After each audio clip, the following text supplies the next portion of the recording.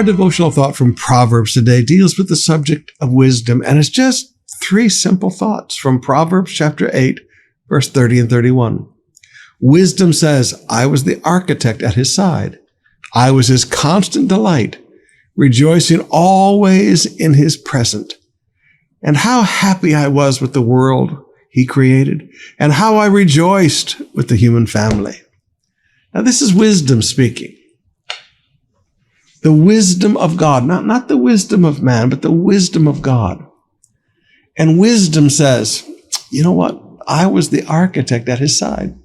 When God created the mountains and the valleys, when God created the trees and the flowers, when God created the oceans and the rivers and the lakes and the streams, when God created the fish and the birds, and the bears and the moose and the antelope and the lions, God created the cockroaches and the beetles and the ants.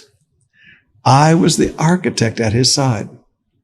Now, brothers and sisters, you can just begin to meditate on that and realize God's wisdom was the architect of everything that we see around us. And then secondly, he said, I was his constant delight. God delighted in his own wisdom. Now, I wouldn't delight in your own wisdom if I was you, but God delighted in his own wisdom.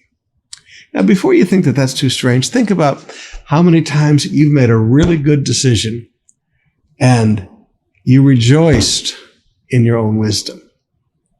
Now, I wouldn't recommend it too much because you get proud, but God doesn't get proud. So God was constantly delighted by the wisdom that he released in creation. And then he says, rejoicing always in his presence. And how happy I was with the earth he created, and how I rejoiced with the human family. Wisdom, this wisdom of God, is full of joy. This wisdom of God doesn't hate man. The wisdom of God rejoices in the human family. The wisdom of God rejoices in all of the creation.